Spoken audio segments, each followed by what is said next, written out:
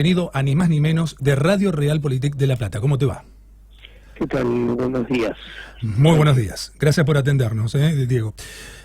La primera pregunta, Diego, te quería consultar, ¿no? A ver, ¿cómo lo viste al ministro de Economía de la Nación, a Martín Guzmán, en su presentación en el Congreso de la Nación el otro día? Mira, a mí, como siempre, me parece, con todas sus apariciones y sus palabras y sus acciones de política económica, Martín Guzmán es un inmoral.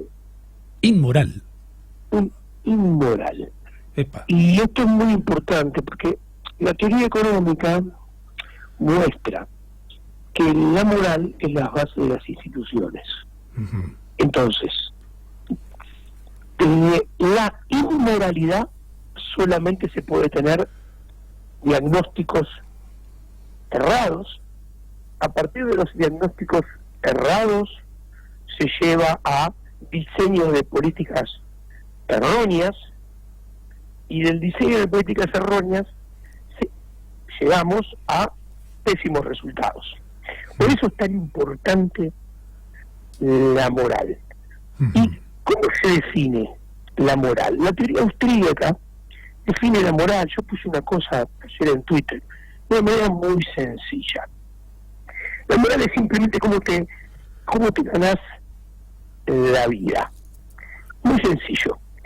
Si uno está en el sector privado, por ejemplo, lo pongo como ejemplo yo, uh-huh, o un carpintero, un almacenero, lo mismo. Uh-huh. Entonces, ¿cómo compras dinero? Porque uno necesita comprar dinero. Porque uno compra dinero y con el dinero que compra adquiere los bienes y servicios para satisfacer sus necesidades. Si vos te pones a pensar cómo uno compra su dinero en el sector privado, muy sencillo. Uno lo compra a partir de pagos voluntarios de terceros, del prójimo. Uh-huh. Entonces, viene alguien y te paga voluntariamente a cambio de lo que produjiste o a cambio del servicio que brindas. ¿Y por qué lo paga voluntariamente? Lo paga voluntariamente porque le estás brindando algo que a él le sirve para satisfacer sus necesidades. Entonces, acá se entiende lo moral.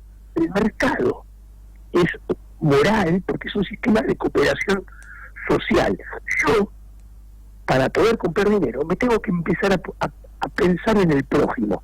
A ver, ¿qué necesita mi prójimo? Yo soy economista, entonces me empieza a dejar de contratar. Yo tengo que ponerme a pensar, sí, a ver, ¿cómo puedo mejorar mi servicio para que me contraten? Y ponerme a pensar cómo es mejorar el servicio para que me contraten, es ponerme a pensar qué necesita el prójimo. Uh-huh. Ahora bien, cuando vos pensás y mirás a los políticos, a los burócratas, no tienen que hacer nada de esto. ¿Por qué? Porque sus ingresos provienen de una fuente coactiva extraída por la fuerza, que son, escucha, los impuestos, uh-huh, el impuesto inflacionario y la deuda. Uh-huh. La deuda no es otra cosa que impuestos a futuro. Yo me endeudo hoy, el Estado creo se endeuda hoy, y cómo la devuelve, sí, con los impuestos que vayamos a pagar nosotros en el futuro. Totalmente. Escucha, impuestos, impuesto inflacionario, deuda. Las tres cosas que financian el circo de los políticos, los burócratas, el Estado. Entonces, ¿por qué digo que es inmoral? Y ahí hay que empezar a hilar y uno va vislumbrando lo que hace. Martín Guzmán desembarcó y dijo, uno, trabajar para la cosa pública es trabajar para el país. Entonces Martín Guzmán vino, como buen cortesano, vino a trabajar para la casta política. Agregó, acá no va a haber ajuste. Mentira. Hay un terrible ajuste. Lo que pasa, y acá empezamos a ver la inmoralidad del ajuste, cae exclusivamente sobre los privados, nada sobre el sector público. Vos pensás que mandó el Congreso el impuestazo más grande de la historia.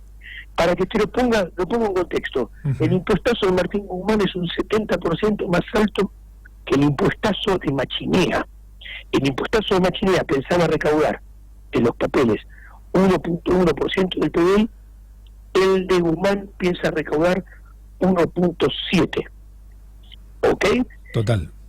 Entonces, segunda inmoralidad, y según que es también una mentira, no tenemos presupuesto, no sabemos el presupuesto. Y esto se relaciona con la deuda, porque si vos querés reestructurar la deuda y vos querés un periodo de 4 años de gracia y la vas a tener que empezar a pagar de vuelta a partir del 2024, vos en la negociación, y esto es la inmoralidad como se va tejiendo, tenés que presentar un presupuesto que llama, lo que se llama plurianual, de 4 años, porque vos tenés que ir mostrándole a los acreedores cómo vas a ir juntando superávit primario para pagar la deuda cuando haya que volver a pagarla a partir del 2024. O sea, es muy sencillo. Claro. ¿Cómo vas a reestructurar una deuda sin mostrar con qué la vas a pagar la deuda? Bueno, entonces, ¿qué sucede? A propósito, Guzmán deja el sistema indeterminado. Esto que parece muy difícil en estas palabras, lo voy a decir muy sencillo ahora. ¿Qué es dejar el sistema indeterminado? Algo que no tiene solución. ¿Y por qué lo hace Martín Guzmán? Y ahora explico qué es, pero ¿por qué lo hace? Porque no quiere que toquen el gasto público, no quiere que los políticos tengan que hacer el ajuste. ¿Y dónde se ve esto? Muy sencillo. En un país donde la deuda se paga, lo normal es que, bueno, como los pagos de la deuda están, uno primero sabe cuánto va a pagar la deuda y después, a partir de eso, dice, bueno, voy a recaudar esto, voy a gastar esto, voy a tener este superávit fiscal o este déficit fiscal, por lo tanto voy a tener que endeudarme por tanto. En el mundo, en los países normales donde la deuda se paga en tiempo y en forma, es verdad, primero está cuánto vas a pagar de deuda y después viene el presupuesto. Perfecto. Entonces, ¿qué queda acá? Claramente, acá no está esa situación. Entonces, pero vos no podés tener el sistema indeterminado, porque si no, Guzmán lo que está haciendo es planteándote el problema del huevo y la gallina. Sí, no, la deuda está primero, el presupuesto está después, no, primero está el presupuesto, y no tenemos nada. ¿Y por qué lo hace? Porque, muy sencillo, porque cuando la deuda no está dada lo que vas a pagar, que entre paréntesis él no quiere pagar nada, pero si no quisiera pagar nada, estaría dado ya el tema de deuda, pero imaginémonos que como no están mal los pagos de deuda, hay que hacerlo al revés. ¿Qué quiere decir hacerlo al revés? Bueno, muy sencillo. Primero hago el presupuesto, bueno, voy a recaudar esto y tenés que dejar la variable gasto público como variable de ajuste. ¿Por qué? Porque bueno, tengo estos ingresos, voy a tener esta estructura de gasto, pero me presento una negociación y entonces y de lo que sale de la negociación, según lo que vaya a tener que pagar en la negociación, bueno, después tengo que ajustar el gasto porque es la variable de ajuste. Claro. Bueno, es justamente lo que no quiere hacer. Lo que no quieren hacer, claro. Toda esta inmoralidad de Guzmán te lleva al mal diagnóstico de Guzmán. ¿Cuál es el mal diagnóstico? Muy sencillo. Guzmán lo han escuchado decir, dice, bueno, cuando nosotros ahora arreglemos lo de la deuda, vamos a desasfixiar a la economía y la economía después va a poder empezar a crecer. Error. Y inmoralidad que lleva a mal diagnóstico. ¿Por qué? Muy sencillo. Punto número 1. La economía argentina, por un lado, tiene problemas en la economía real, o sea, no crece hace 12 años. 12. Pensé que 8. 12. A ver, según como lo mires, te cuento. Porque si vos mirás el PBI per cápita, de que el crecimiento se mide con el PBI, se mira con el PBI per cápita, no con el PBI común. Cuando vos mirás el PBI per cápita, el del 2019 cerró por debajo del 2007, 4%. ¿Ok? 4% por debajo del 2007, 12% por debajo del 2011, que es lo que tenías en mente, y 8% por debajo del 2015. Bien. Bueno, entonces vos no creces hace 12, 8, 10, en los mismos años.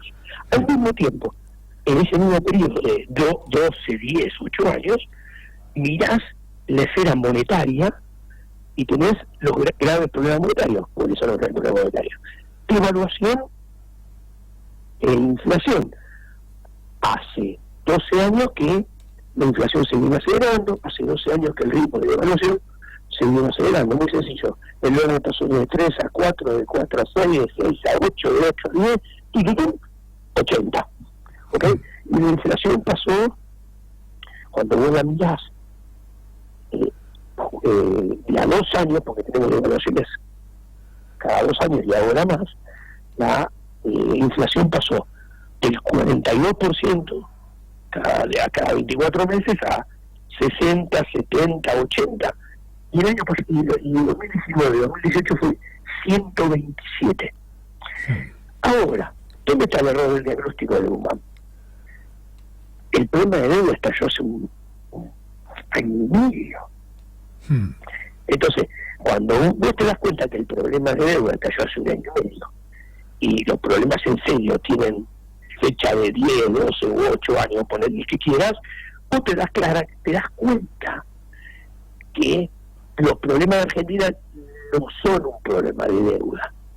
Es más, la deuda es consecuencia de los problemas argentinos. O sea, la deuda es lo mismo que la inflación, que el dólar. O sea, que explote es consecuencia de algo que está en otro lado del problema. ¿Y dónde está el problema? Ahí vamos, ¿verdad? ¿Cómo te cierro? No, totalmente. El cuadro sinóptico. Mira cómo cierra, muy sencillo. Cuando miras el grafiquito del PIB per cápita, creció sostenidamente 2009, 2003, 2004, 2005, 2006, 2007. Va para arriba, la línea constantemente, creciendo año tras año. Tenías un Estado pagable, tenías un Estado financiable que no ahogaba al sector privado. Muy sencillo. Vos tenías un gasto público y una presión tributaria, juntando nación, más provincia, más municipio, de 27% del PIB. Y tenías equilibrio fiscal. Ok. Cuando Argentina, a partir del 2008, en el primer mandato de Cristina Fernández de Kirchner y después en el segundo mandato de Cristina Fernández de Kirchner, como hablando mal y pronto, se empieza a zarpar y empieza a aumentar el gasto público y empieza a aumentar la presión tributaria y el déficit fiscal, porque aumentó el gasto público de 27% del PBI a 43% del PBI. Aumentó la presión tributaria de 27% del PBI a 35, 36. Y el desequilibrio fiscal, juntando los tres niveles, pasó de 0 a 7, 8 puntos porcentuales. Entonces, acá vos lo que te das cuenta, mira qué interesante, es que, esto lo va a entender toda tu audiencia, es que Argentina no crece, Argentina tiene problemas monetarios, porque el sector privado está ahogado por el sector público. Tiene un Estado Argentina que Argentina no puede mantener. Es muy sencillo. Argentina tiene un tamaño del Estado de los que el que tienen los países que tienen $40.000 de PIB per cápita. Y Argentina tiene $10.000. Es muy sencillo, te lo pongo. Argentina viene a ser el sector privado como un trabajador que gana 40.000, 50.000 pesos por mes, vos le ponés 35% de ganancia. Lo das. ¿Ok? Porque vos, para tener esta dimensión de Estado, tenés que generar la riqueza para poder mantener este Estado. Total. Y este Estado necesitaría una riqueza como tienen los países europeos, Estados Unidos, para poder ser mantenida. Y somos un país tercermundista. Entonces, ¿qué sucede?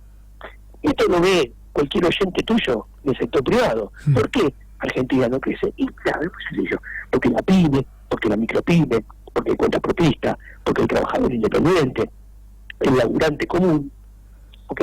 No puede hacer negocios, no puede ganar dinero. En consecuencia, ¿qué hace? No invierte, porque dice, ¿para qué voy a invertir? ¿Para qué voy a expandir mi negocio si se le lleva todo el Estado?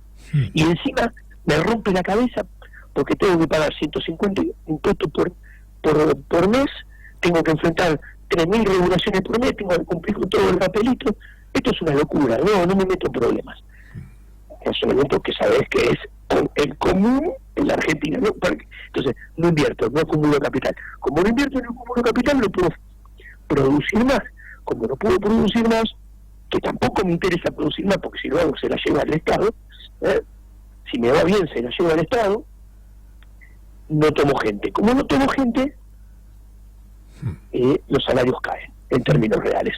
Si esto se mantiene durante bastante tiempo, se empieza a destruir capital directamente. O sea, las empresas ya no invierten lo mínimo necesario para acumular el stock de capital. O sea, ¿para qué voy a mantener esta máquina si esta máquina lo uso? La gente ya no es que, las empresas no es que empiezan, ya no toman gente, empiezan a despedir gente. Entonces los salarios caen todavía más. Entonces, ¿qué sucede?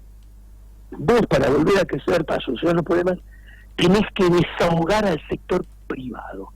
Y desahogar al sector privado es muy sencillo. ¿Cómo te desahogas vos, yo, cualquier laburante del sector privado? Que le cobren menos impuestos, que tenga que afrontar menos regulaciones. Y bueno, ahí tenés que pensar, el plan económico la pregunta que tenés que hacer es, vino a achicar el Estado, bajar el gasto público, bajar los impuestos, reducir las regulaciones para desahogar al sector privado. No, contundentemente la respuesta es no. Claro. Es todo lo contrario. Este plan económico es mentira que no hay plan económico. Y hay plan económico. El plan económico es un plan económico que aumenta el Estado, aumenta el gasto público, aumenta la presión tributaria y aumenta las regulaciones. Muy sencillo. A ver, hay más cepo, es más regulación. Claro. Hay más control de importaciones, es más regulación. Antes había $2, ahora hay 16, es más regulación. Entonces, cuando vos mirás, el plan económico que hay viene a agrandar todos los problemas de fondo que enfrenta el sector privado, que es el que genera riqueza. Entonces, si viene a agrandar todos los problemas de fondo que enfrenta el sector privado, claramente, en la tendencia de medio y largo plazo, vamos a estar todavía peor. ¿Y qué te dice el inmoral de Guzmán? Claro. Dice, vamos a desasfixiar la economía. No, lo que ellos quieren es desasfixiar a los políticos, porque por un lado nosotros nos aumentan el gasto, aumentan los impuestos, aumentan las regulaciones, pero ellos quieren básicamente, reestructura la deuda, ¿para qué? Para no tener que pagar intereses de deuda. Sí, no o que lo pague el próximo gobierno. Sí, pero la va acumulando en un papelito, va anotando, va devengando, que la pague el próximo, pero él, a vos no te bajó los impuestos. No. A mí tampoco, te lo sube. Entonces él tiene más plata que no le aplica al pago de la deuda, se la gasta. Entonces, vos acá ves la inmoralidad, cómo te lleva mal diagnóstico, y del mal diagnóstico te lleva a los peores resultados. El tipo quiere reestructurar para desahogar a los políticos, y los políticos agranden el gasto público, gasten, ¿ok? Totalmente. No desahogan nada. No, está totalmente claro tu criterio. Acá la sensación que uno tiene, ¿no?, es como vos decís, no vemos todavía estadistas que puedan ser votables, porque como yo decía en la editorial de hoy, los argentinos habitualmente no tienen la posibilidad de elegir, sino de optar. Optan, no eligen, cada vez que están frente a la urna, ¿no? Entonces, lo que termina pasando es esto: no tenemos estadistas donde digan, como bien decís, como incentivo al que produce, justamente no presionándolo de la manera que se presiona acá con impuestos, para que de esa manera va a reinvertir, va a tomar trabajo o no va a despedir o va a poder subirle el sueldo de acuerdo a cómo vaya la inflación, devaluaciones y demás. Y acá se hace el proceso inverso, porque esto tampoco es ninguna panacea, ninguna genialidad. Lo hemos visto en países desarrollados en su historia que han hecho esto, han incentivado a la inversión. Esto espanta la inversión, justamente todo lo contrario. Bueno, esto es importante. La inversión no cae de un árbol. Si tú miras un árbol en este momento, no se va a caer en inversión. La inversión hay que pagarla. ¿Ok?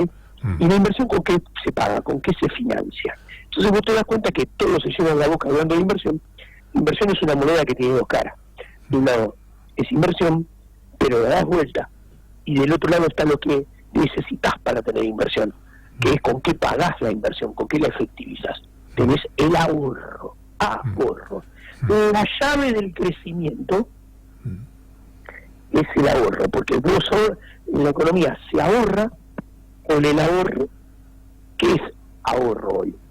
Vos ahorrás en el presente para algo. ¿Para qué ahorrás en el presente? Para consumir más en el futuro. Entonces si vos ahorrás en el presente para consumir más en el futuro, en realidad vas a consumir más en el futuro de la macroeconomía, y entonces necesitas tener mayor producción en el futuro porque estás pensando consumir más en el futuro. Bueno, entonces, esa mayor producción en el futuro, ¿cómo lo obtenés? Invirtiendo en el presente hoy para ampliar la posibilidad la frontera de posibilidad de producción hoy para poder producir mañana. Entonces, ¿y cómo ampliar la frontera hoy para producir más en el futuro? Con ahorro. Ahorrás, invertís, podés producir más en el futuro, consumir más en el futuro. Entonces vos ves muy bien, explicado de esta manera, que la llave del crecimiento económico es el ahorro. Ahora bien, si vos tenés un Estado que desahorra él, porque él tiene déficit fiscal en los 3 niveles de gobierno, al mismo tiempo tenés un Estado que en la política inmoral de Guzmán, y volvemos de vuelta a lo mismo, es la solidaridad a punta de pistola, porque la solidaridad está muy bien, pero es con billetera propia y voluntariamente. O sea, yo puedo ser solidario con quien yo quiero, con mi plata y como yo quiera, y eso está muy bien. Claro, porque es fácil hacer planes con el dinero ajeno, ¿no? Ahora bien, cuando viene un político y te pone un revólver en la cabeza y te dice, te saco tu plata por la fuerza, a punta de pistola, porque yo voy a ser solidario con la tuya, te la saca y él va repartiendo tu plata, la tuya, la de tu vecino, la de todo lo demás. Ahí, eso no se veía. Y hay que tener, eso es inmoral. ¿Por qué? Porque eso es un trato desigual frente a la ley. ¿Esto qué quiere decir? La ley deja de ser objetiva. Su aplicación deja de ser objetiva, sino que pasa a ser subjetiva. Pasa a estar expuesta al criterio subjetivo de el burócrata de turno. Es muy fácil de ver. Para mí vos ganás mucho.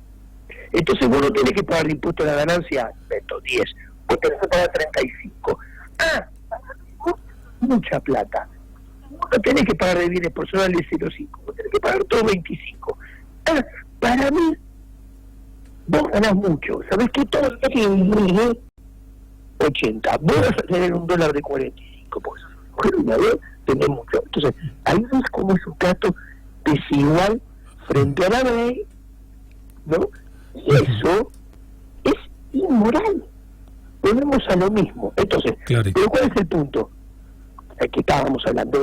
Te cae sobre el que supuestamente tiene capacidad de ahorro. Entonces, ¿qué hace? Cuando le cobran impuestos a ese, ¿qué están haciendo? Están yendo contra el ahorro. Si van contra el ahorro, porque le quieren sacar una parte de lo que ahorra para gastarla, están atentando contra el ahorro, están atentando contra la inversión, están atentando contra la acumulación de capital, están atentando contra el crecimiento, están atentando contra la generación de empleo y en consecuencia están atentando contra los salarios. Claro. El punto, la que interesante, es que cuando a la gente, vamos a poner un número concreto para que se entienda, yo gano 100 pesos. Imagínate que me gasto 60 y ahorro 40. ¿Ok? Bien. Cuando viene el Estado y me dice, no, mira, vos ganas mucha plata. Estos 40 son improductivos porque lo ahorrás. Mentira. Porque yo los ahorro en algo. Y cuando yo lo ahorro en algo, esa plata que yo ahorro financia inversión, financia lo que fuera, en un país normal. Acá, como está el Estado inmoral que tenemos, se la chupa todo el Estado, el LELIC, el LEVAC, el bono del Tesoro, entonces volvemos de vuelta a cómo la inmoralidad se termina llevando a todo mal puerto. Pero, ¿qué sucede? Viene y me dice, vos ganas mucho, 40. No vas a ganar más 40. 20, me lo voy a llevar yo. ¡Pac! Te pongo un nuevo impuesto, que lo saco para gastármela. ¿Vos pensás que yo me voy a quedar chito en la boca? Y yo me voy a cruzar el brazo y no es todo, que yo no ahorro más 40, ahorro 20. ¿Qué pasa? Yo voy a tratar de seguir ahorrando los 40. Capaz no pueda y ahorre 35, ahorre 32 o 36, no importa. ¿Pero qué voy a hacer? Voy a achicar mi consumo para intentar seguir ahorrando lo que ahorraba después de que el Estado me expoliase. ¿Ok?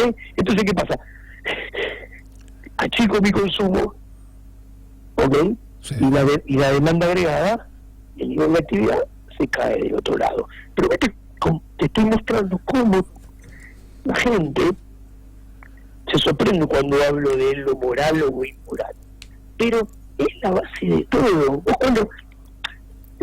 cuando vos ves que en Argentina, lo que yo explicaba de qué es moral y qué no, vos tenés un Congreso de la Nación en Argentina, donde hay una intervención de Kacharovsky con la diputada Victoria Donda y el senador Esteban Bullrich, o sea, el Boca River están los dos partidos, que le dicen, señoras, comparado con España, ustedes, los diputados, salen 10 veces lo que salen en España y los senadores salen 30 veces lo que salen en España, cuando lo juntás por PBI per cápita. Totalmente. Entonces, ahí vos te das cuenta que la inmoralidad da lugar a las situaciones, o sea, eso es la inmoralidad. Totalmente. Y entonces, y se juntan los 250 y tenés una institución inmoral como el Congreso. Claro, está clarísimo. Con todo ese dinero, ¿qué pasa? Empiezan estando...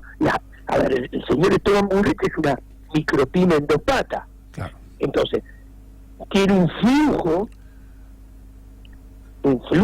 de ingreso mensual, que nos lo saca a nosotros por la fuerza, entre paréntesis. ¿Qué sucede?